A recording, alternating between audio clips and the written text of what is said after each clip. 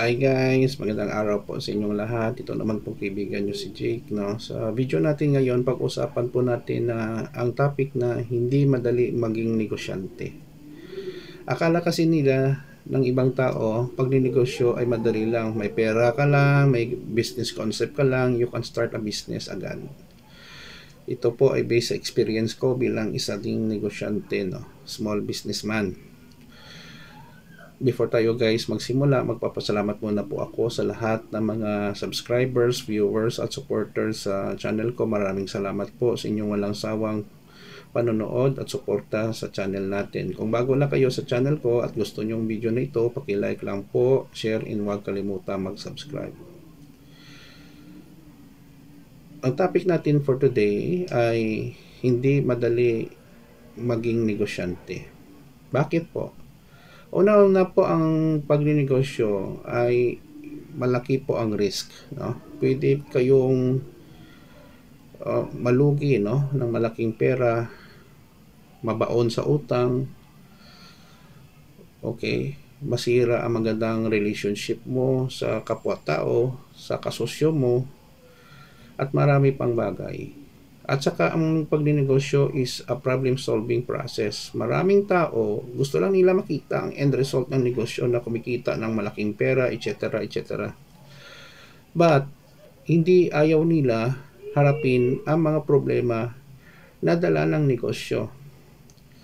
Actually, starting a business is easy, but maintaining it to become successful and sustainable is very difficult. Ibig sabihin, mag-open ka ng store, madali lang, you get the business, the permits, products, tao, magtitinda, okay na yon, yes.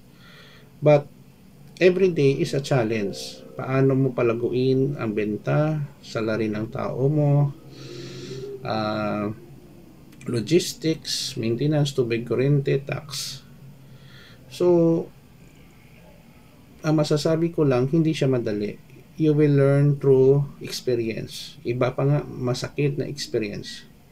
Sa akin, I have a food cart before. Nalugi kami doon. More than 300,000 ang lugi. Masakit siya.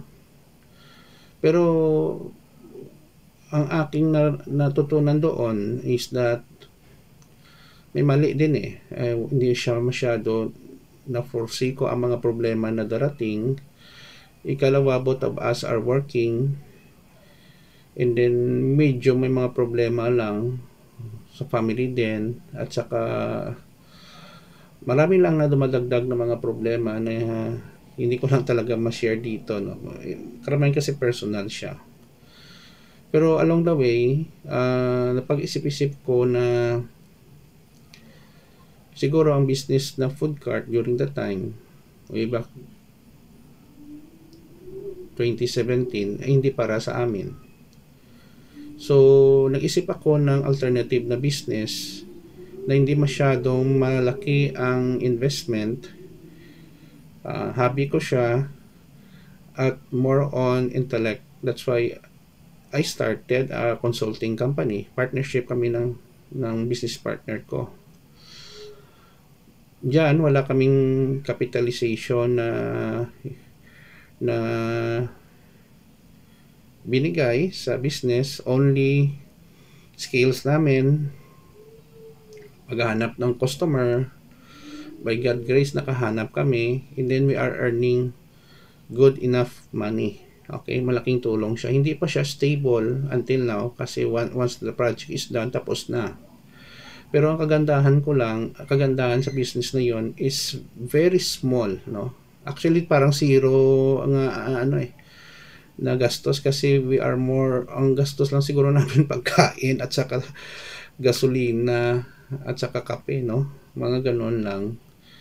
Kasi may mga laptops naman kami, and then communication, time, and skills sa client, no? Gumagawa kami ng mga systems, mga studies, projects, etc. So, ang masasabi ko lang, you will find the business for you kung makikita mo talaga may chance na mag-earn siya. So, kung hindi para sa iyo, wag mo nang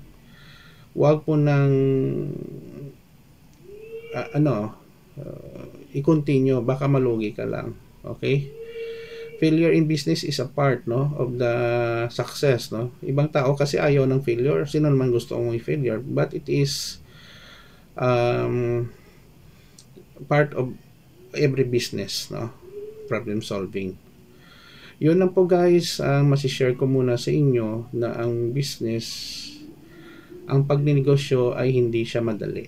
Okay? Maraming salamat sa inyong panonood. Kung may comment kayo or experience bilang businesswoman or businessman, pakilagay lang po sa comment section ng ating video. Maraming salamat po sa inyong panonood at suporta. Kung like yung video na ito, pakilike lang po, share, and huwag kalimutan mag-subscribe. Kita-kita po tayo guys sa susunod na video. Ito naman po ang kaibigan nyo si Jake. Paalam guys, ingat po tayo. Love you all.